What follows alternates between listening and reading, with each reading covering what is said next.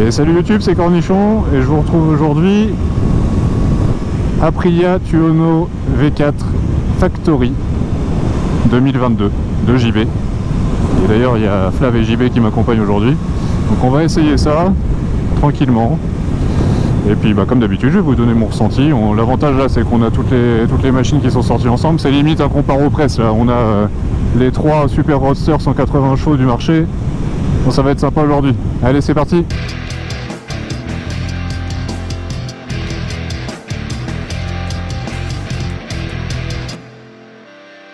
Alors, le propriétaire JB qu'on a vu, enfin que vous avez peut-être pas vu encore la vidéo parce que je n'ai pas encore commencé à la faire, donc voilà, mais JB qui avait un RSV4 avant, qui a depuis cette année une belle Tuono V4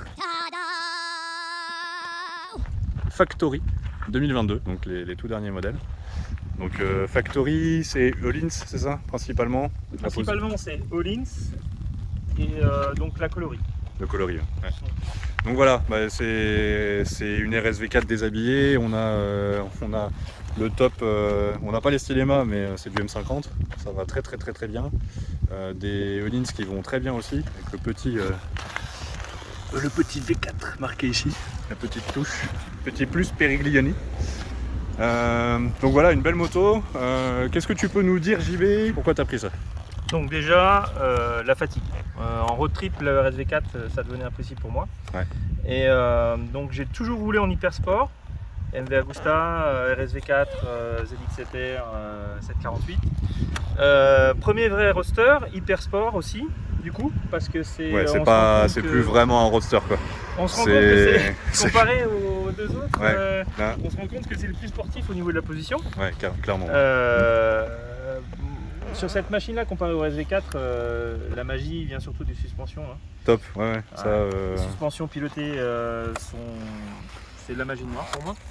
Le moteur est toujours aussi bien par rapport au SV4, le châssis est toujours aussi bien par rapport au SV4. La boîte de vitesse est toujours aussi bien. Le shifter est vraiment top. Alors après, il y a l'architecture moteur aussi, je pense, qui rentre en compte.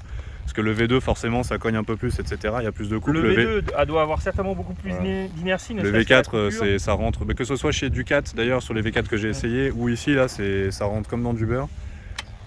Bientôt la Triumph, on verra ce que ça donne. Ça rentre comme dans du beurre aussi? Pareil. Comme dans du beurre, parfait.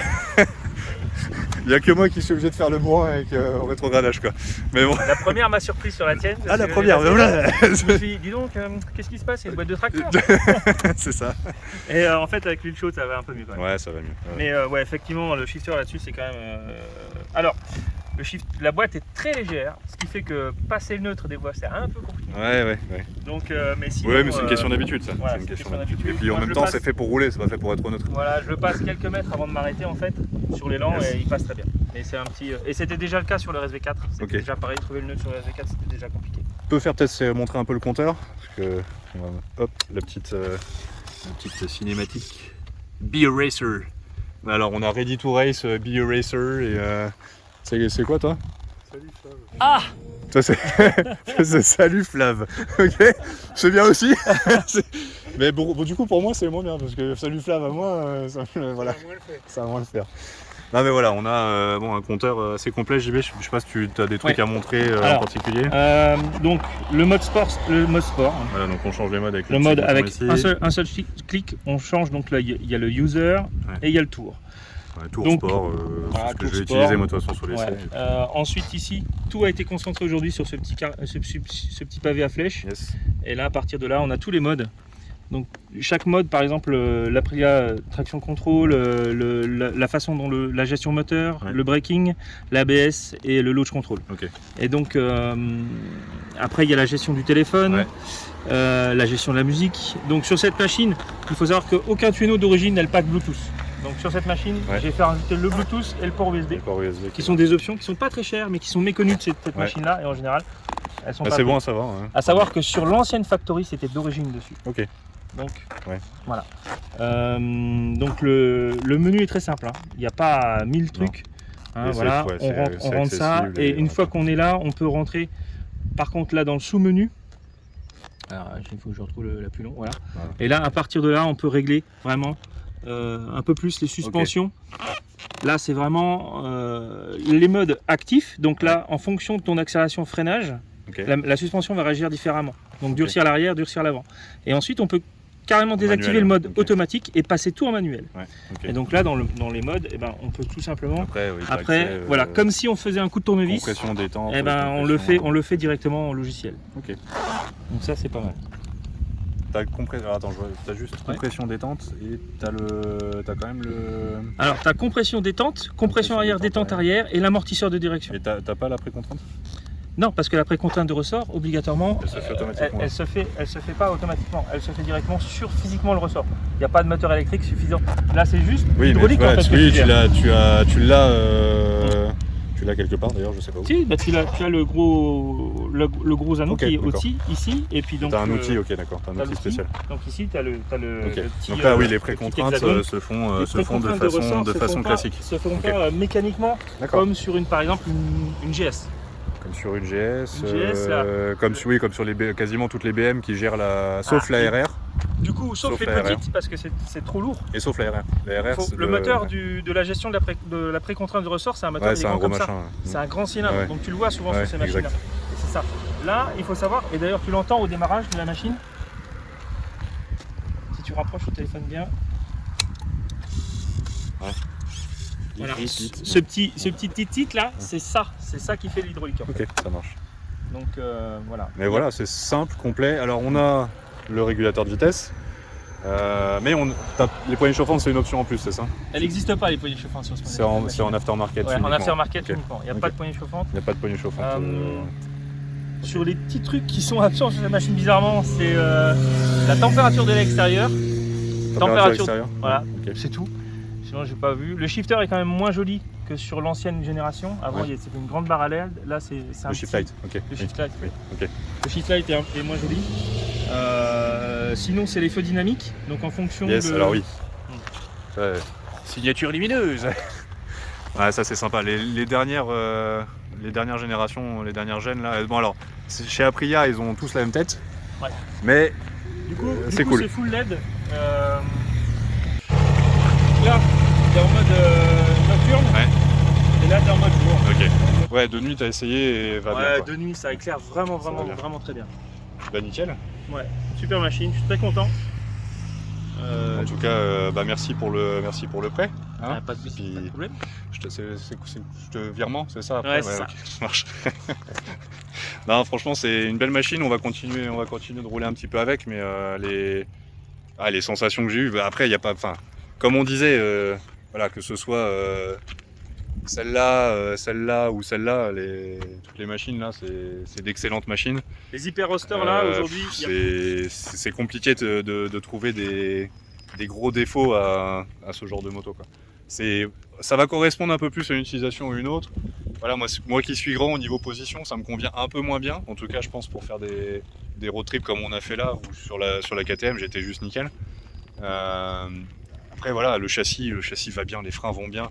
Celle-là, elle a l'avantage d'avoir les suspensions électroniques, ce qui est top pour du road trip. Le road trip, c'est du road trip un peu, voilà, un peu soutenu.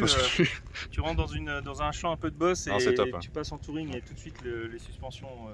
Ça va super bien. Super bien. Bien. Eh ben on repart rouler.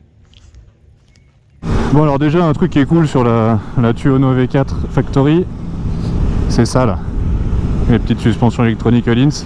Là par exemple on est arrivé en ville, tac, je me claque en tour avec juste une pression sur le petit bouton qui est ici. Et ouais, tout de suite les suspensions sont super agréables. C'est ce que JB disait, notamment dans les Alpes, il en a vraiment profité. Dès que les routes étaient un peu défoncées, il se mettait en tour et ça change vraiment la rigidité des suspensions, c'est beaucoup plus agréable, on se fait beaucoup moins chahuter. Et c'est vrai que ça typiquement c'est un truc qui me manque un peu sur la KTM, parce que je l'avais sur la BM, sur la XR et sur la 1290 Super Duke R, je ne l'ai pas parce que c'était les anciens modèles qui n'existaient pas en Evo encore. Franchement les commandes sont douces et c'est très agréable. Ce qu'on disait juste là c'est que effectivement la valve s'ouvre à 5000, donc c'est vrai que ça permet de rester en dessous de 5000 tours en ville, de ne pas faire trop de bruit, ça c'est bien pour pas casser les oreilles à tout le monde. Par contre dès qu'elle s'ouvre on le sent déjà, même sur un filet de gaz on sent que ça s'ouvre et que ça tire un peu plus et le son change pas mal. Donc ça c'est sympa aussi quand on veut se faire plaisir, on a un joli son. Au niveau de la position, alors moi je trouve que c'est un poil Bah, c'est vraiment sportif, c'est vraiment une sportive décarénée. Pour le coup, c'est un poil relevé, un poil trop relevé pour moi, je dirais, qui suis grand. Je suis un peu mieux installé sur la KTM. Mais forcément, dès qu'on est à l'attaque, c'est cool, quoi, parce qu'on a la bonne position. Donc vraiment, c'est vraiment une moto qui est faite, clairement, qui est faite pour l'attaque, quoi. On le sent tout de suite, je veux dire, c'est ça que je veux dire. Au niveau des bras et de la position du haut du corps, ça je trouve que c'est nickel. On est juste ce qu'il faut sur l'avant.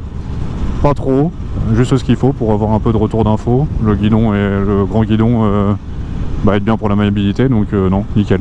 Ah, c'est marrant parce que tu passes en sport, tu sens tout de suite la différence même sur les petits impacts. Ça c'est top, c'est vraiment bien.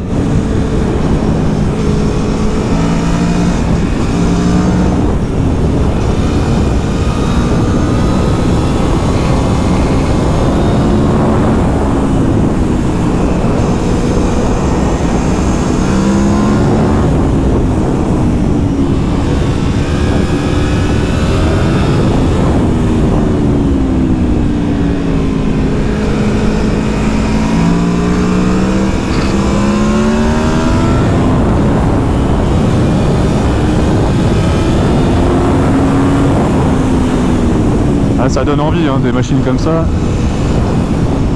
Ça donne envie. Bon, alors, niveau sensation sur la Tuono. Franchement, c'est pour rouler un peu fort, c'est juste nickel. Ça y va tout seul. Là, hop, je pose le genou, je force même pas.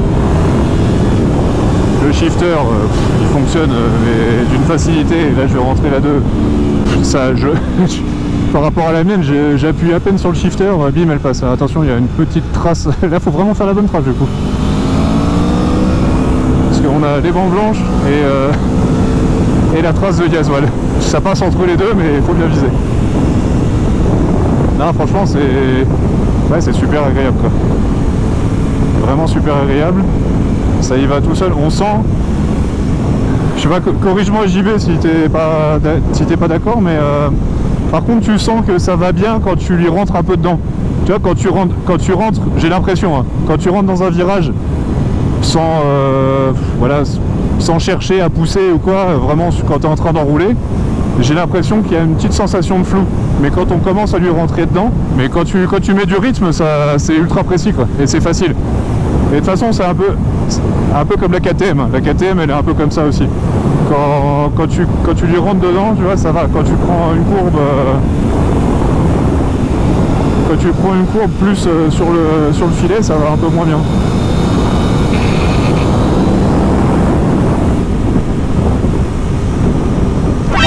Ah, on va ralentir un peu. On va ralentir. Je sais. T'as pas vu les deux motards de la police devant? Bah c'est la police. Allô la police? Oui, la GoPro a encore merdé. Alors je vous rassure, elle a été changée, on garantit, mais en attendant, j'ai pas la fin de ce que je racontais sur la Tuono. Donc voilà, on va se quitter là-dessus. Je suis en plein dans mon montage. En tout cas, si je devais résumer cette moto, Tuono V4 Factory 2022, franchement, top moto, vraiment, vraiment bien équilibrée, vraiment une belle machine. C'est très orienté sport au niveau de la position, en tout cas des jambes. Donc ne pas oublier si on est un peu grand. Donc au niveau du châssis, franchement, nickel, vraiment top. Frein, suspension, ça va super bien. Le moteur est super disponible, mais linéaire. Si je dois comparer à l'autre V4 que j'ai pu essayer, donc la Street Fighter V4S, qui est beaucoup plus explosif, mais peut-être moins exploitable sur route. Là, il y a des chevaux, il y a du couple, c'est plein partout, c'est exploitable. Donc franchement, je trouve que c'est un beau package. Franchement, vous le verrez, j'ai aussi essayé, dans la prochaine vidéo, vous le verrez, j'ai aussi essayé la Speed 1200 RS, que ce soit la KTM, la Triumph ou la Priya. Franchement, c'est 3 excellentes motos. Si on parle de motos dans cette catégorie de puissance-là, en tout cas. Vraiment 3 excellentes motos. Elles vont avoir des petits caractères un petit peu différents. Donc, allez essayer. C'est le meilleur conseil que je puisse vous donner. Allez essayer, faites-vous votre idée. Mais en tout cas, je pense que vous ne pouvez pas faire de mauvais choix sur l'une de ces motos. En tout cas, j'espère que la vidéo vous aura plu. Comme d'habitude, n'hésitez pas à partager, à liker, à commenter, donner votre avis, on peut échanger, c'est le but. D'ici la prochaine vidéo, prenez soin de vous et de vos proches, comme d'habitude. Et du coup, n'oubliez pas, jamais plus de cafon. Ciao!